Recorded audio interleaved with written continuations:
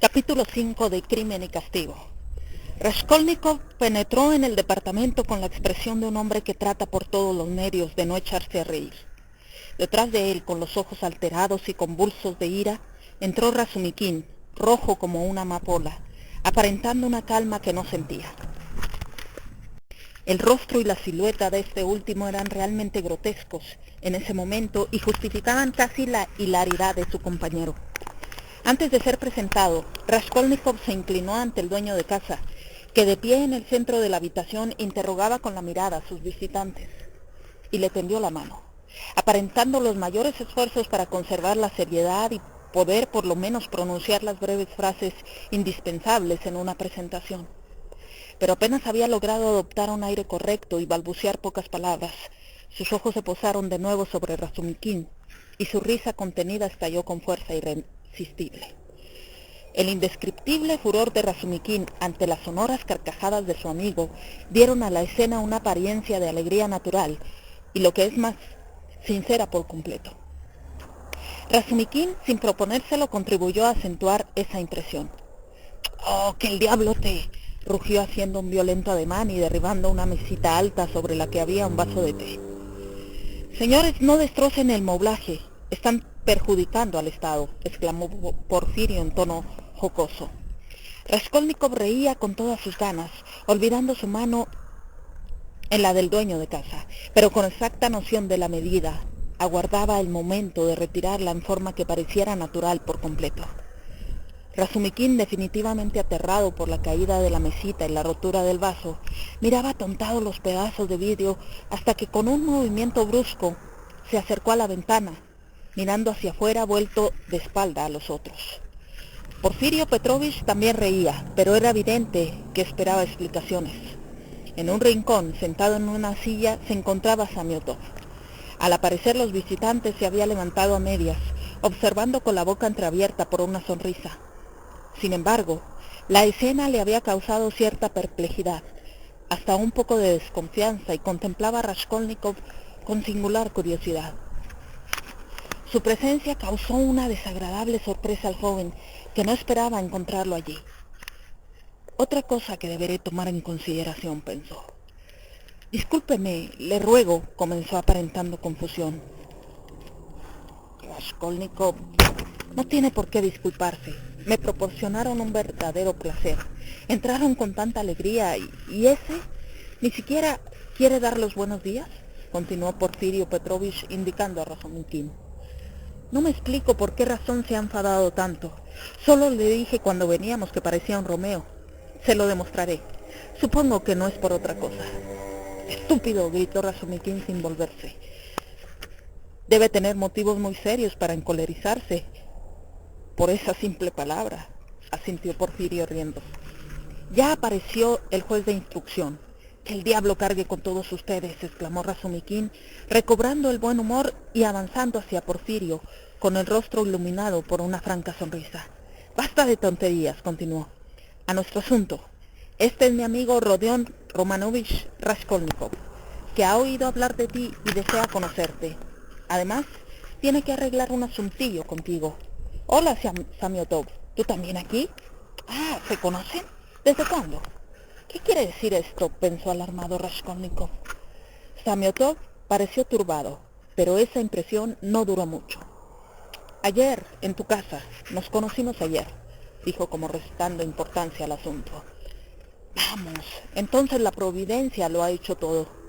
La semana pasada Samiotov insistió en que quería hacerte presentado, Porfirio, pero no han necesitado de mí para eso.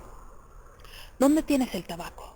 Porfirio vestía ropas de casa, robé de chambré, camisa muy limpias y pantuflas. Era un hombre de unos 35 años, alto, grueso y bastante ventrudo. No usaba bigote ni patillas, y sus cabellos estaban cortados al rape sobre su gruesa cabeza redonda, con un pliegue voluminoso sobre la nuca.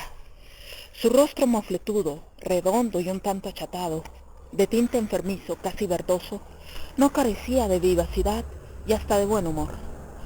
Se hubiera creído hallar en él cierta bondad, sin la expresión de sus ojos sumamente claros, rodeados de pestañas casi blancas y que guiñaban de continuo como haciendo señas a alguien. La mirada de aquellos ojos tenía algo de femenino, confiriéndole un aire más serio de lo que hubiera podido imaginarse a primera vista. Cuando supo que Raskolnikov tenía un asunto que tratar con él, le indicó que se sentara en el diván, haciendo lo propio en el otro extremo y demostrando el mayor interés. Esperó que el joven le expusiera el objeto de su visita. El exceso de atención por parte de un desconocido parece fuera de lugar y hasta resulta un tanto molesta, sobre todo si cuando lo que tiene que decirse está lejos de parecer digno de un interés extraordinario. Con pocas palabras, Raskolnikov expuso concisamente su asunto, sin dejar nada que desear en cuanto a claridad y precisión, lo que le causó verdadero placer. Mientras tanto, tuvo oportunidad de observar a Porfirio, que por su parte no desviaba los ojos de su interlocutor. Razumikin, sentado frente a ellos, del otro lado de la mesa, seguía con impaciencia y nerviosidad la conversación. Sus miradas iban de uno a otro sin motivo aparente. ¡Qué imbécil!, pensó Raskolnikov. Habrá que formular una declaración a la policía, dijo Porfirio con el aire de un entendido. Tendrá que decir que, habiéndose enterado de tal y tal hecho, es decir, del asesinato, desea informar al juez de instrucción que lo tiene a su cargo que tales y tales objetos le pertenecen y que desea recuperarlos. O bien, pero ya le escribirán. Es que, repuso Raskolnikov tratando de aparecer lo más confuso posible, en este momento no poseo dinero y aún esas fruslerías no puedo. Yo quisiera declarar simplemente por ahora que esos objetos son míos y más adelante cuando esté en condiciones. Eso no tiene importancia, respondió Porfirio Petrovich, acogiendo fríamente esos detalles relativos a la situación financiera del joven.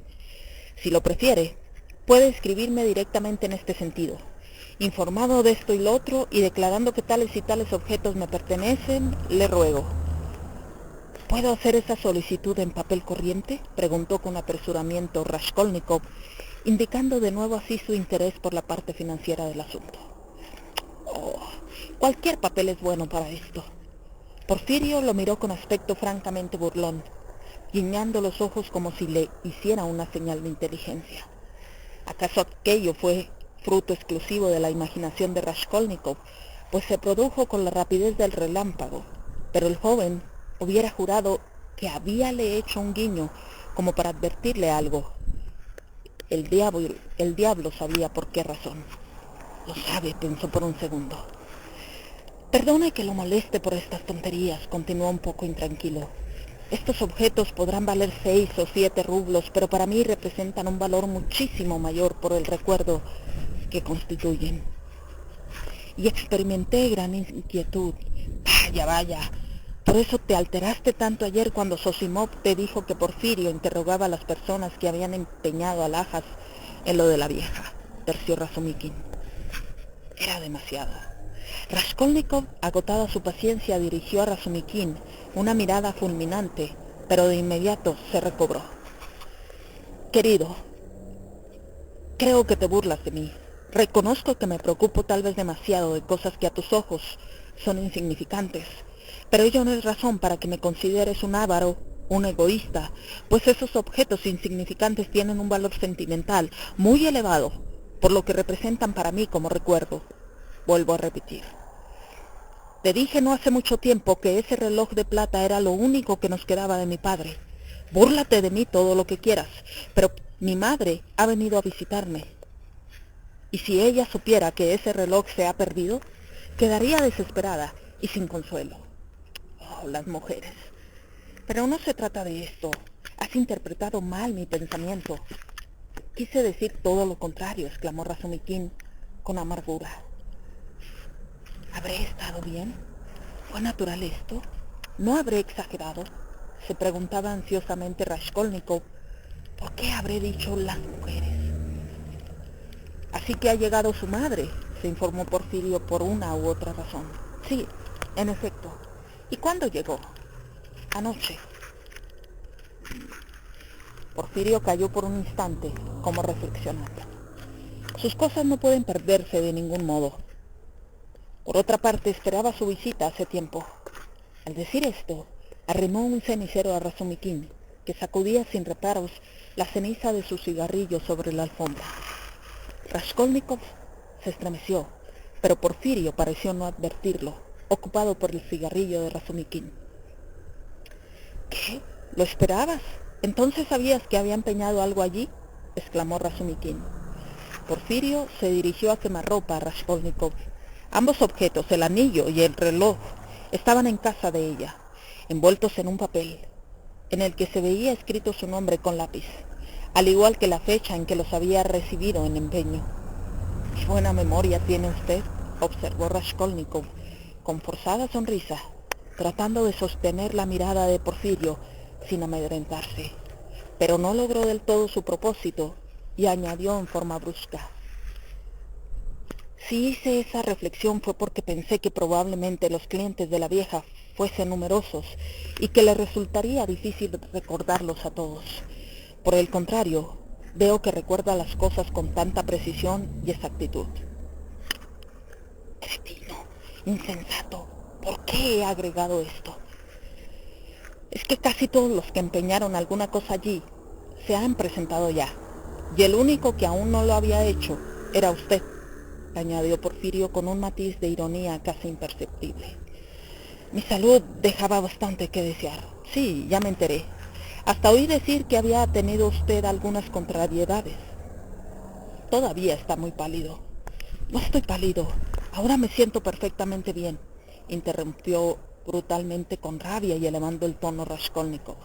Sentía bullir una cólera indescriptible en su interior, que apenas podía refrenar. «Esta cólera me hará tragar el anzuelo», pensó. «Pero, ¿por qué se empeñan en torturarme de esta manera?» «No es cierto, no se encuentra bien», exclamó Razumikin. «Eso es una forma de hablar. Hasta ayer no había recobrado casi el conocimiento. Pues lo creerás, Porfirio, apenas se mantenía en pie, y no habíamos hecho más que volver las espaldas. Zosimov y yo, cuando se vistió y se marchó de su casa para ir a vagar no sé por dónde hasta medianoche, en pleno delirio. ¿Puedes imaginarte algo igual? Un caso de los más curiosos». «Bah, ¿es posible que lo haya hecho en pleno delirio?», dijo Porfirio moviendo la cabeza con un gesto por entero femenino. «Es absurdo. No creo una palabra de lo que dice», exclamó Raskolnikov, «aunque ya veo que no lo cree». «Ay, no crea ni una sola palabra de lo que dice, aunque ya veo que no lo cree», añadió casi a pesar suyo, presa de una irritación demasiado viva. Porfirio Petrovich pareció no reparar en sus palabras. «¿Cómo podrías haber hecho para salir si no hubieras estado delirando?», insistió Razumikin, acalorándose. «¿Por qué saliste? ¿Con qué intención? ¿Y por qué justamente a escondidas? Vamos, ¿pretenderás hacernos creer que estabas en plena posesión de tus facultades? Ahora que el peligro ha pasado, puedo permitirme hablar de este modo». «Me habían fastidiado en una forma atroz», dijo de pronto Raskolnikov, dirigiéndose a Porfirio con una sonrisa sarcástica y provocativa. «Me fui para buscar otro alojamiento en el que no pudieran descubrirme y llevaba todo mi dinero encima. El señor Samiotov vio ese dinero. Veamos, señor Samiotov, ¿ayer estaba yo en mis cabales o deliraba? Tenga la gentileza de servir de árbitro en esta discusión». Al parecer, hubiera estrangulado de buena gana a Samiotov en aquel momento. El policía manteníase en una actitud y en un mutismo que le resultaban odiosos. «En mi opinión, usted hablaba en forma muy sensata y hasta con gran sutileza, pero me pareció un exceso irascible. Nicomedes Fomish me dijo que ayer le vio a usted, ahora muy avanzada, en el cuarto de un funcionario que había sido atropellado por un carruaje», dijo Porfirio con indiferencia. «Y bien, aunque solo fuera por eso», insistió Razumikin, «veamos, ¿no has obrado como un loco en la casa de ese funcionario? ¿No diste todo tu dinero a la viuda para costear los gastos del entierro? Si hubieras querido ayudarle, te bastaba con darle 10 o 15 rublos, 20 si quieres, y guardarte por lo menos unos pocos rublos para ti. Pero no, tuviste que darle los 25 rublos. Tal vez haya encontrado un tesoro oculto en alguna parte. ¿Qué sabes tú? Por eso me entregué a prodigalidades poco usuales. El señor Samiotov no ignora que yo encontré un tesoro. Pido a usted 1000 disculpas, agregó dirigiéndose a Porfirio con los labios trémulos, por haberle hecho perder media hora con estas cosas tan futiles. ¿Le importunamos? ¿No es cierto? No tiene por qué disculparse, al contrario. Al contrario. Si supiera usted cuánto me interesa esta conversación. Es curioso observarlo, oírlo a usted, y le confieso que siento gran satisfacción de que al fin se haya decidido a formular su reclamación. Pero por lo menos podrías ofrecernos un poco de té. Tengo la garganta seca, exclamó Razumikin. Excelente idea. ¿No quieres tomar algo más sólido antes del té? Encantado. ¿Qué esperas? Porfirio Petrovich salió para pedir el té. En la mente de Raskolnikov, las ideas formaban un verdadero torbellino. Se hallaba en un estado de enorme irritación. Lo peor es que ni siquiera tratan de fingir y no guardan el más leve miramiento. Si Porfirio no me conocía, ¿cómo habló de mí con Nicomedes Fomitch? No disimulan que están sobre mi pista, como una jauría de perros de presa. Me escupen en la cara. Por lo menos que muestren sus cartas en lugar de jugar conmigo como el gato con el ratón. Eso es falta de nobleza y de cortesía.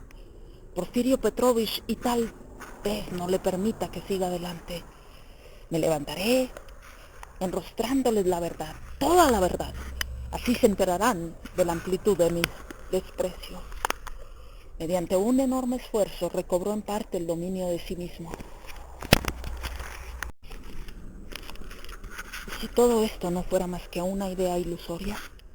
Si fuera el efecto de un espejismo y me engañara de extremo a extremo, si mi cólera se debiera única y exclusivamente a mi inexperiencia, a mi incapacidad de representar un papel innoble, tal vez todo lo dicen sin segunda intención.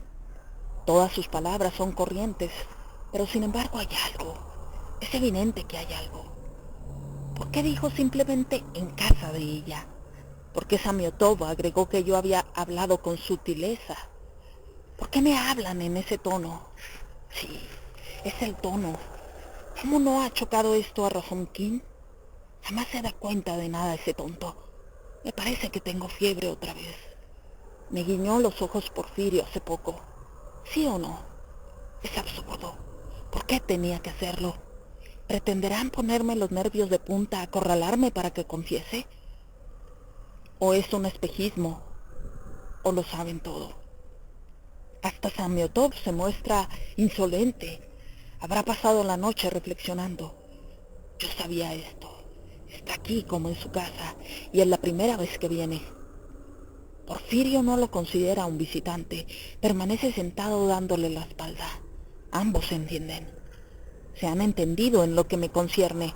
Es seguro que hablaban de mí antes de nuestra llegada. ¿Sabrán que estuve de nuevo en lo de la vieja? Ah, que no tarden en enterarme de eso. Cuando dije que había salido de casa para buscar otra habitación, no paró mientes en esa frase. Sí, procedí con astucia al deslizar esa cuestión de la pieza. Podrá servirme más tarde. En estado de delirio, no parece creerlo. Nada ignora de cuanto ha pasado en la noche de ayer. Ignoraba la llegada de mamá y esa vieja bruja que había escrito la fecha del empeño con lápiz. Pero todos mienten como cerdos. No me rendiré. Esos no son hechos. No es sino un espejismo al que pretenden presentar como hechos reales.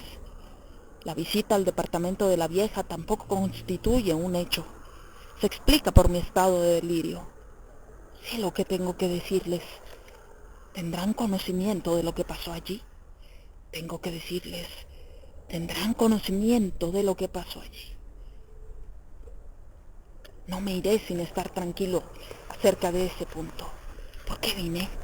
Vamos, parece que me encolerizo otra vez. Esto sí es un hecho. ¡Pah! ¡Qué irritable soy! Aunque acaso sea mejor, estoy más en mi papel de enfermo. Proseguirá hostigándome, haciéndome perder la cabeza. ¿Por qué habré venido? Todas estas ideas cruzaron por su mente con la celeridad de un rayo. Porfirio Petrovich volvió a los pocos instantes con aire alegre. Querido, después de tu fiesta de ayer, siento la cabeza. Todavía estoy desarticulado, comenzó a decir con distinto tono del empleado hasta entonces. ¿Qué tal? ¿Te divertiste? Los dejé en el momento mejor, cuando arreciaban las discusiones. ¿Quién obtuvo el triunfo? Nadie, por supuesto. Todos estaban empecinados en defender sus eternas convicciones y hacían fuego por los cuatro costados. Figúrate, Rodia, que partieron de este tema. ¿Hay crímenes o no los hay? ¿Cuántas majaderías salieron a relucir entonces? Sin embargo, es una cuestión social de las más vulgarizadas, dijo Raskolnikov, fingiendo indiferencia. La cuestión no fue formulada de ese modo, objetó Porfirio. No del todo, es cierto, convino de inmediato Razumikin. Escucha, Rodia, y danos tu opinión al respecto. Comenzó con el punto de vista de los socialistas, ya conocido. El crimen es una protesta contra la mala organización de la sociedad. No es más que esto solo, y no se admite ningún otro motivo. Te equivocas, exclamó Porfirio, animándose a ojos vista y riendo, lo que aumentaba la excitación de Razumikin. No se admite ningún otro motivo, insistió este. No me equivoco. Te plantaré sus libros delante de los ojos. Para ellos todo procede del ambiente deleterio del medio. Nada más. Es su frase favorita. De eso a concluir que si se reorganizara la sociedad, desaparecieran los crímenes, no hay más que un paso. Pues entonces, no habiendo de qué protestar, todos se convertirían en justos en un abrir y cerrar de ojos. Para nada se tiene en cuenta a la naturaleza. Se la pone de patitas en la calle. No se la tolera. Para ellos, no es la humanidad la que, transformándose según el proceso histórico de una manera viviente, llegará por fin a convertirse en una sociedad normal. No, por el contrario. Es un sistema social lucubrado por un cerebro matemático cualquiera, el que organizará en un santiamén al género humano, tornándolo en un abrir y cerrar de ojos en justo e infalible, con preferencia a cualquier otra evolución vital, fuera de toda evolución histórica y viviente. Por eso es que instintivamente aborrecen la historia. Está plagada de monstruosidades y de estupideces, dicen. Y para ellos todo se explica por medio de tonterías. Detestan asimismo en grado sumo el proceso vital de la vida. Nada de alma viviente. Esta tiene exigencias, no obedece en forma maquinal. El alma viviente es suspicaz, es reaccionaria. Que hagan una de caucho. Aunque éste falta de vida, será dócil y servil. No se rebelará. Y todo esto para llegar a donde nos llevaron, a la concepción de un montón de ladrillos dividido en corredores y cuartos al que bautizan con el nombre de falansterio. El de ellos está dispuesto, solo la naturaleza no se decide todavía por el falansterio. Quiere la vida, no ha terminado aún con el proceso vital y estima que es demasiado pronto para ir al cementerio. Imposible saltar por sobre la naturaleza con la sola ayuda de la lógica. La lógica prevé 3 casos, mientras que existen millones. Suprimir esos millones para limitarse a la única cuestión de la comodidad. No puede pedirse manera más fácil de resolver el problema. Es tan claro que dan tentaciones de abandonarse. No más necesidad de pensar. Lo primordial, en efecto, es que no haya más necesidad de pensar. Todo el misterio de la vida podrá incluirse en un par de folletos impresos. Ya se desencadenó. ¡Qué torrente de palabras! Sujétenle los brazos, dijo Porfirio, riendo de buena gana. Figúrese usted, dijo a Raskolnikov, que esto mismo ocurrió ayer en una habitación donde hablaban 6 a la vez. Además, cargados previamente con ponche. No, amigo mío, el medio influye muchísimo en los crímenes, te lo aseguro. Ya sé que influye, pero dime, un hombre de 40 años viola a una menor de 10. ¿Es el medio el que lo impulsa a hacerlo? En el sentido estricto de la palabra, está permitido decir que es el medio, repuso Porfirio con gravedad inusitada. La violación de una menor puede explicarse muy bien por la influencia del medio. Razumikin pareció a punto de estallar. Pues bien, si quieres te demostraré enseguida, rugió, que si tiene las pestañas blancas Eso se debe exclusivamente a que el campanario de San Juan Climaco tiene 230 pies de altura y llegaré a esa conclusión clara, exacta, progresivamente y hasta con un matiz de liberalismo. Me comprometo a ello. ¿Quieres que hagamos la apuesta? Acepto. Tengo curiosidad por ver cómo te las compondrás para demostrarlo. Muy sencillo. Me bastará con efectuar malabarismos con las palabras, gritó Razumikin exasperado. Pero, ¿acaso vale la pena perder tiempo en hablar contigo? Lo hace todo a propósito para sacarme de mis casillas, Rodia. Ayer se complacía en tomar partido para que la discusión no decayera, añadiendo fuego a la hoguera con sus observaciones. Los otros comenzaron en broma y terminaron acalorándose. Es capaz de sostener una mixtificación 15 días seguidos. El año pasado nos hizo creer que por una razón u otra iba a hacerse fraile. Y durante 2 meses nos machacó los sesos con esa historia. Hace poco se le ocurrió hacernos creer que se casaba y que ya tenía todas las cosas dispuestas para la ceremonia. Hasta se encargó un traje. Cuando ya estábamos casi convencidos y empezamos a felicitarlo, supimos que todo era una farsa y que la tal prometida no existía. No fue así. Me encargué el traje y cuando lo tuve se me ocurrió la idea de darles una broma. ¡Caramba! ¿Entonces es cierto?, preguntó negligentemente Raskolnikov. ¿Usted creía que no? Espere, pues, que ya tendré oportunidad de gastarle alguna bromita. Pero a propósito de crímenes y de medios, recuerdo en este momento haber leído un artículo suyo, titulado Un crimen, o algo parecido, que me interesó muchísimo. Tuve ocasión de leerlo hace un par de meses en la Palabra Periódica. ¿Mi artículo en la Palabra Periódica?, exclamó Raskolnikov asombrado. Es cierto que hace 6 meses, cuando abandoné la universidad, escribí un artículo acerca de un libro, pero lo llevé a la Palabra hebdomadaria, pues apareció la Palabra Periódica. El artículo no fue publicado porque ese hebdomadario dejó de aparecer. Es cierto, pero al dejar de existir la palabra hebdomadaria, se fusionó con la Palabra Periódica, apareciendo su artículo en esta última hace 2 meses. ¿No lo sabía? Raskolnikov lo ignoraba en realidad. Bien, entonces puede ir para que se lo paguen. ¿Qué carácter más extraño el suyo? Vive en un aislamiento tal que ni siquiera se entera de las cosas que le conciernen en forma directa. Bravo, Rodia, yo también lo ignoraba, exclamó Razumikin. Hoy mismo iré a una sala de lectura para pedirlo. ¿Hace 2 meses? ¿Qué fecha? No importa, ya lo encontraré. No me habías dicho una sola palabra. Pero como sabe usted que el artículo es mío, firmé solo con mis iniciales. Ha sido por casualidad. Hace unos días me lo dijo el director, conocido mío. Su artículo me interesó muchísimo. Recuerdo que analizaba el estado de ánimo de un asesino durante la ejecución de su crimen. En efecto, y sostenía con insistencia que la ejecución del crimen se halla siempre acompañada de un estado mórbido. Es un punto de vista original, muy original, pero en realidad no fue esta parte la que me interesó. Al final desliza usted cierta idea a la que, por desgracia, alude en forma vaga.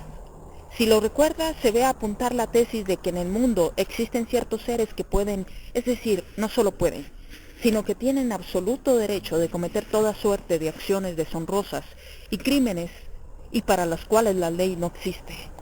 Raskolnikov esbozó una sonrisa al oír aquella interpretación arbitraria y pérfida de su pensamiento. ¿Cómo? ¿Qué? ¿El derecho al crimen? ¿No sería acaso como consecuencia de la influencia del medio?, inquirió Razumikin con una especie de espanto.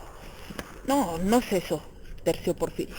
La cuestión consiste en que en su artículo los hombres están divididos en ordinarios y extraordinarios. Los primeros deben vivir en la obediencia y no tienen derecho a transgredir las leyes, mientras que los segundos tienen derecho a cometer todos los crímenes y violar cualquier ley, precisamente porque son hombres extraordinarios. Esa es su proposición, si no me engaño. Pero, ¿cómo? ¿Es posible que sea así?, gruñó Razumikin. Raskolnikov sonrió de nuevo con sarcasmo. Había comprendido de inmediato a dónde querían llegar y lo que pretendían arrancarle. Recordaba su artículo. se vio obligado a aceptar el desafío. No es eso de ningún modo, comenzó con sencillez y casi con modestia. Confieso que ha expuesto poco más o menos con fidelidad mi pensamiento. Digamos, si quiere, que lo ha expuesto con entera fidelidad. Pronunció estas palabras con evidente satisfacción. Toda la diferencia consiste en que yo no insisto en forma alguna en que los individuos extraordinarios deban cometer en cualquier ocasión toda clase de actos deshonestos como ustedes pretenden. Creo que la censura no hubiera tolerado un artículo redactado en esos términos. Simplemente he puesto de manifiesto que el hombre extraordinario tiene el derecho no oficialmente, sino por sí mismo, de autorizar a su conciencia a franquear ciertos obstáculos, y solo en el caso de que se lo exija la realización de su idea, de la que puede depender a veces la salvación del género humano. ¿Pretende usted que mi artículo carece de claridad? Estoy dispuesto a explicárselo en la medida de lo posible. No me engaño sin duda al suponer que tal es su deseo, según las apariencias. Bien, estoy a sus órdenes. En mi opinión, si los descubrimientos de los Kepler y los Newton, a consecuencia de no sé qué circunstancias, no hubieran podido ser efectuados de otro modo que sacrificando la vida de un hombre, de 10, de 100 hombres, o aún más que hubiesen impedido realizarlos, o que se hubieran erguido frente a ellos como un obstáculo, Newton habría tenido el derecho y aún el deber de eliminar a esos 10 o 100 individuos para poder revelar sus descubrimientos a la humanidad. No debe deducirse por ello que Newton habría tenido el derecho de asesinar a quien le pareciera o de robar todos los días a quien le viniese en gana. Además, recuerdo haber desarrollado esta idea en el curso de mi artículo, a saber, que todos, digamos, los fundadores, los legisladores de la humanidad, comenzando por los más antiguos y continuando con los Licurgo, los Solón, los Mahoma, los Napoleón, etc., todos sin excepción fueron asesinos, aunque solo fuese porque al proclamar una nueva ley tuvieron que abolir la antigua, considerada como sagrada por la sociedad y heredada por los antepasados. Para llegar a sus fines no retrocedieron ante la necesidad de derramar sangre cuando ello contribuía a facilitar su tarea. Es de notar, asimismo, que la mayoría de esos bienhechores y reformadores de la humanidad fueron monstruos particularmente sanguinarios. En una palabra, llego a la conclusión de que todos, no digo los grandes, sino los que estuvieron, aunque fuera poco sobre la medianía, es decir, que aportaron algo nuevo, todos se vieron en la obligación de ser asesinos por su naturaleza, en mayor o menor escala, según los casos. Hubiera sido difícil para ellos salir de la mediocridad obrando de diferente manera, y siempre por su naturaleza. No podían consentir en permanecer siempre en ella. Hasta afirmo que su deber era no consentirlo. En resumen, usted ve que, hasta el presente, nada hay demasiado nuevo en mi artículo. En cuanto a la división de los hombres en ordinarios y extraordinarios, convengo en que es una idea en cierto modo arbitraria, pero no menciono cifras precisas. Creo solo en mi idea fundamental, consistente en que los hombres, conforme a las leyes de la naturaleza, se dividen en general en dos categorías. Una, inferior, la de los hombres ordinarios, que existen únicamente como materiales que sirven para la procreación de seres semejantes a ellos, y la otra, la de los individuos que han recibido el don o el talento de pronunciar en su medio una palabra nueva. Existen, ya sin decirlo, infinidad de subdivisiones, pero los rasgos característicos de estas dos categorías están bastante bien determinados. La primera, la de los materiales, hablando en general, es la de los conservadores natos, la de las gentes disciplinadas, obedientes y que se complacen en vivir en la obediencia. Opino que tienen que obedecer, pues ese es su destino, y para ellos eso nada tiene de humillante. Los de la segunda categoría violan las leyes, son destructores, o tienen propensión a hacerlo conforme a sus facultades. Los delitos de estos hombres son en verdad relativos y de gravedad variable. La mayoría de ellos exigen por métodos diversos la destrucción del presente en nombre de algo mejor. Si uno de ellos necesita para llevar a buen término una idea pasar por sobre un cadáver, hasta por sobre un río de sangre, creo que puede hacerlo con toda conciencia, en interés de su idea y del contenido de la misma. Bien entendido. Es solo en este sentido que digo en mi artículo que los hombres tienen el derecho de matar. Recordará usted que hemos partido de una cuestión jurídica. Por lo demás, no hay que alarmarse demasiado. Las masas casi nunca les reconocen este derecho. Se les tortura y se les ahorca, y al hacerlo así proceden conforme a sus derechos. Cumplen su destino de masas conservadoras, a pesar de que en las generaciones venideras esas mismas masas colocarán a los condenados al suplicio sobre un pedestal y quemarán incienso ante ellos, alguna que otra vez. La primera categoría es siempre dueña del presente, la segunda lo es del porvenir. Los primeros conservan el mundo y lo aumentan numéricamente. Los segundos lo mueven y lo conducen a un fin. Tanto unos como otros tienen pleno derecho a existir. En una palabra, en mis teorías, todos tienen un derecho igual. Y viva la guerra eterna, hasta la Nueva Jerusalén, ¿se entiende? ¿Así que cree usted en la Nueva Jerusalén?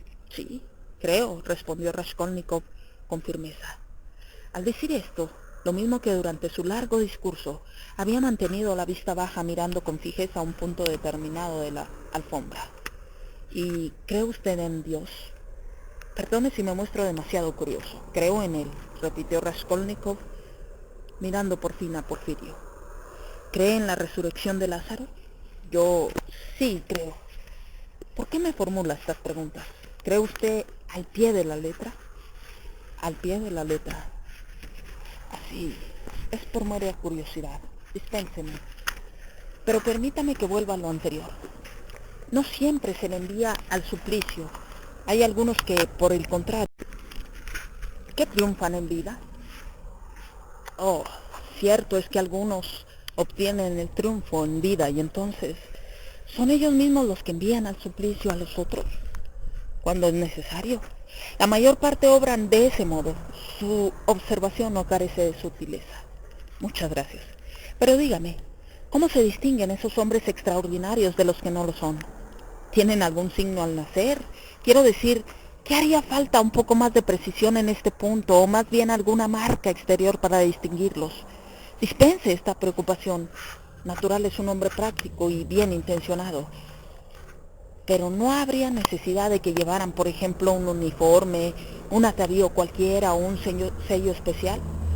Convendrá conmigo en que si se producen quid pro quo y un individuo perteneciente a una categoría se imagina que pertenece a la otra y comienza a suprimir y a eliminar obstáculos, como usted ha dicho tan acertadamente, entonces el caso se produce con frecuencia. Esta observación es todavía más aguda que la anterior. Le agradezco de nuevo. No tiene por qué. Pero le haré notar que el error es posible casi exclusivamente en la primera categoría, es decir, en los hombres ordinarios, como los he designado tal vez con poca propiedad. A pesar de su innata propensión a la obediencia, por un capricho de la naturaleza, muchos de ellos se sienten inclinados a considerarse hombres de vanguardia, destructores, y corren detrás de la palabra nueva, haciéndolo con entera sinceridad. Al mismo tiempo les ocurre a menudo no reconocer a los que en verdad son renovadores y los desprecian como gentes atrasadas y de bajos pensamientos. Pero no creo que exista en ello grave peligro y no tiene por qué inquietarse, pues jamás llegarán muy lejos. Sin duda, se podría a veces azotarlos por su empecinamiento y volverlos a su lugar, pero no más. No tienen necesidad de que nadie se encargue de ello. Se encargarán por sí mismos de darse los azotes, porque son gentes muy morales. En ocasiones se prestan ese servicio unos a otros, y no faltan los que lo realizan con sus propias manos. Se imponen además diversas penitencias públicas, lo que no deja de ser bello y edificante. En resumidas cuentas, no existe motivo de inquietud. Tal es la ley. Vamos, en esto por lo menos me ha tranquilizado un poco. Pero hay todavía otra desventura. Le ruego me aclare si son muchos los individuos que tienen derecho a degollar a los otros, es decir, esos seres extraordinarios. Estoy dispuesta a inclinarme ante ellos, pero confesará usted que, si fuesen muchos, uno sentiría frío en la espalda. Oh, no se inquiete tampoco por esto, prosiguió Raskolnikov en el mismo tono. En general, nacen pocos hombres que tengan una idea nueva, o simplemente que sean capaces de decir algo nuevo. Solo una cosa es evidente, que el orden de los nacimientos de los individuos, en todas sus categorías y divisiones, debe ser determinado de una manera precisa e infalible por alguna ley de la naturaleza. Esta ley es desconocida en la actualidad, pero creo que existe y que algún día podrá ser develada. Hay sobre la Tierra una enorme masa de gente para esforzarse en descubrirla, y por un proceso todavía misterioso, mediante un cruce cualquiera de razas y de especies, dará al mundo un hombre que, entre mil, poseerá siquiera un poco de independencia. Hombres que posean un grado superior de independencia, nace solo uno entre cada 10.000, hablo aproximadamente, y más superior todavía, uno entre cada 100.000. Los hombres de genio están desparramados entre millones de otros hombres. En cuanto a los grandes genios que constituyen la coronación del género humano, deben pasar por la tierra quizá 1.000 millones antes de que surja uno solo. No he ido a mirar en la retorta donde todo esto se elabora, pero seguramente debe existir una ley determinada. En esto no puede existir el azar. Pero veamos. «Están bromeando los dos», exclamó por fin Razumikin. «¿Están mixtificándose uno a otro, sí o no? Parecen empeñados en burlarse de a cuál mejor. ¿Hablas en serio, Rodia?» Raskolnikov alzó hacia él su rostro pálido, casi triste, sin responder. Al lado de aquella expresión calma y dolorosa, pareció extraño a Razumikin el tono cáustico, irritante y descortés que había adoptado Porfirio. «Y bien, querido, si de veras es en serio, tienes razón al decir que nada de nuevo hay en eso y que se parece a lo que hemos oído y leído 1000 veces, pero lo realmente original y que a ti solo pertenece, lo comprendo con horror. Es que decides que en conciencia existe el derecho de derramar sangre, y perdóname que lo hagas con tanto fanatismo. En esto, por consiguiente, reside el pensamiento capital de tu artículo. Esta autorización de derramar la sangre con plena conciencia resulta, a mi criterio, más terrible que una autorización oficial, legal. Exacto. Es más terrible, asintió Porfirio. No, ha sido demasiado lejos. Debe haber un error. Leeré. Ha sido demasiado lejos. Tú no puedes pensar eso. Leeré. En el artículo nada hay de todo esto. Solo figuran alusiones, dijo Raskolnikov.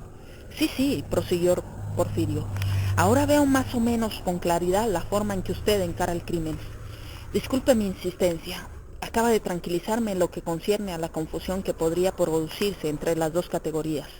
Pero hay ciertos casos que me inquietan, si fueran llevados a la práctica.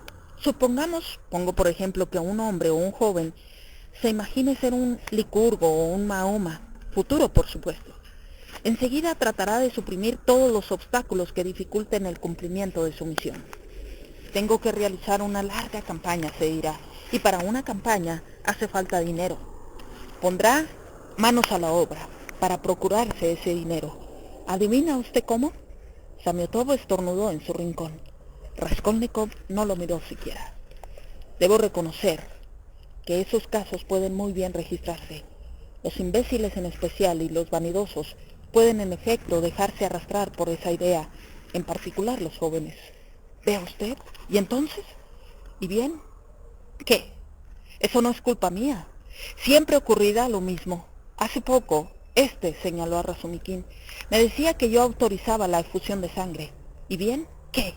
¿No está suficientemente garantizada la sociedad por las deportaciones, las prisiones, los jueces de instrucción, los presidios? ¿Por qué inquietarse? Persigan a los delincuentes. Y si los atrapamos, lo tendrán bien merecido. Por lo menos es lógico. Pero ¿y en su conciencia? ¿Qué le importa eso? Es una cuestión que surge de un sentimiento humano. El que la posea, que sufra si reconoce su falta, es su castigo, sin contar el presidio. Pero los hombres de genio, interrumpió Razumikin frunciendo el ceño, aquellos a los que se concede el derecho de matar, ¿no sufrirán aún después de haber derramado sangre? ¿Por qué ese no sufrirán? No existe autorización ni prohibición. Quien tenga piedad de su víctima, que sufra. El dolor es obligatorio para las conciencias amplias y los corazones profundos. Los hombres verdaderamente grandes deben, al parecer, experimentar en la tierra una gran tristeza, agregó con un acento que no estaba en el tono de la conversación. Levantó los ojos, miró a sus interlocutores con un aire pensativo y soñador, y tomó su gorro. Estaba muy tranquilo en comparación con la forma en que había entrado allí, y se daba cuenta de ello. Todos se levantaron. Vamos, insúlteme o enfádese usted conmigo, pero es más fuerte que yo, dijo Porfirio. Permítame que le formule una última pregunta, aunque en verdad me siento avergonzado por molestarlo tanto. Quisiera emitir una idea que se me ha ocurrido únicamente para no olvidarla. Bien, expóngala usted, respondió Raskolnikov, pálido y grave, permaneciendo ante el juez de instrucción en actitud de espera. He aquí. No sé cómo expresarme para ser claro. Es una idea un tanto rara, psicológica si se quiere. Cuando usted componía ese artículo, ¿no se consideró un poquito como un hombre extraordinario, que aportaba una palabra nueva en el sentido en que usted lo entiende? ¿No fue así? Es muy posible, repuso Raskolnikov con cierto desprecio. Razumikin hizo un movimiento. Y si fuera así, ¿no se habrá sentido inclinado usted mismo para reparar algunos fracasos personales y para hacer cesar las dificultades o bien para acelerar la marcha hacia adelante de la humanidad? ¿No se sintió inclinado, repito, a franquear el obstáculo? Por ejemplo, a robar y a matar. Hizo un leve guiño con el ojo izquierdo y volvió a reír silenciosamente como poco antes. Si lo hubiera franqueado, no se lo diría, como es natural, respondió Raskolnikov con tono de altanero desprecio, casi de provocación. Una sola cosa me interesa en esto. Es la forma de interpretar su artículo desde un punto de vista puramente literario. ¡Pah! ¡Qué malicia mal hilvanada!, pensó Raskolnikov con repulsión. Permítame hacerle observar, dijo con sequedad, que yo no me considero un Mahoma, ni un Napoleón, ni otro personaje de esa categoría. Por lo tanto, no estoy en condiciones de darle una respuesta satisfactoria acerca de la manera en que obraría. Vamos, ¿quién de nosotros en Rusia no se considerará ahora un Napoleón?, dijo Porfirio con inquietante familiaridad. Su entonación dejaba entrever esa vez algo particularmente claro. ¿No será un futuro Napoleón el que la semana pasada hundió el cráneo a Aliona Ivanovna?, exclamó de súbito Samiotov desde su rincón. Raskolnikov clavó sus ojos en él. Razumikin se estremeció. Desde hacía unos momentos comenzaba a sospechar que todo aquello ocultaba algo. Paseó una mirada de cólera a su alrededor. Hubo un penoso silencio. Raskolnikov se volvió para salir de la habitación. ¿Ya nos deja?, dijo con amabilidad Porfirio, tendiéndole la mano con un gesto suave. Estoy verdaderamente encantado de haberlo conocido.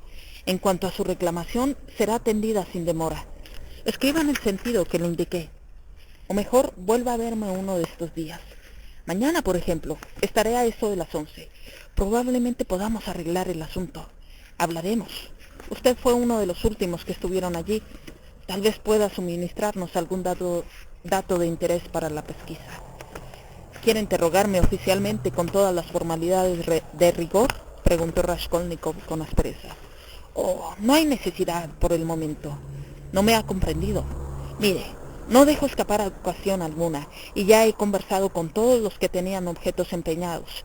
Las declaraciones de algunos me permitieron recoger ciertos indicios. Usted es el último. A propósito, exclamó con una explosión de repentina alegría, solo se me ocurre... ¡Qué cabeza! ¿Recuerdas a esa Nicolacha?, dijo a Razumikin, que tanto te daba que hacer. Pues bien, tengo la certeza, añadió volviéndose hacia Raskolnikov, de que ese muchacho es inocente, pero fue preciso molestar también a Mitka. Quería llegar a esto. El fondo de mi pregunta es, Al subir la escalera entonces, ¿fue aproximadamente a las 8 cuando lo hizo? A eso de las 8, respondió Raskolnikov, sintiendo instantáneamente con disgusto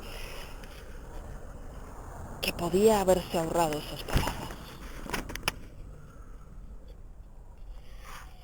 Al subir la escalera a eso de las 8, usted por lo menos no vio en el segundo piso, en un departamento abierto, dos obreros o por lo menos uno.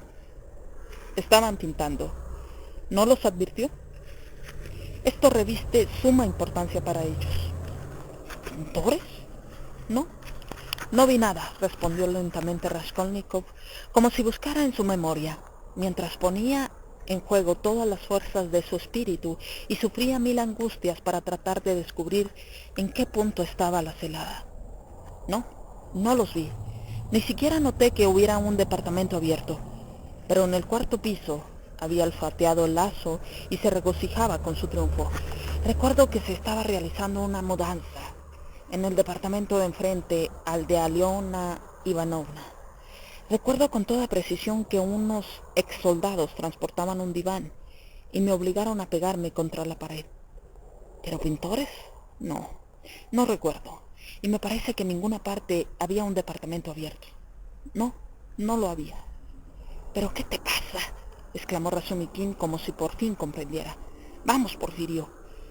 Los obreros estaban pintando el mismo día del asesinato y él estuvo allí la antevíspera. ¿Cómo le preguntas eso? Es cierto, estaba confundido, dijo Porfirio golpeándose la frente. Que el diablo me lleve. Este asunto me hará perder la cabeza, agregó dirigiéndose a Raskolnikov como para disculparse. Para nosotros es muy importante saber si alguien vio a esos pintores a eso de las 8 en el departamento vacío. Me figuré que usted ha sido una confusión. Sería conveniente que se fijara más, observó Raskolnikov con pésimo humor. Estas últimas palabras fueron dichas en la antecámara. Porfirio Petrovich los acompañó hasta la puerta con extremada cortesía. Ambos estaban sombríos y tristes al poner los pies en la calle, y dieron algunos pasos sin pronunciar una sílaba. Raskolnikov respiró profundamente.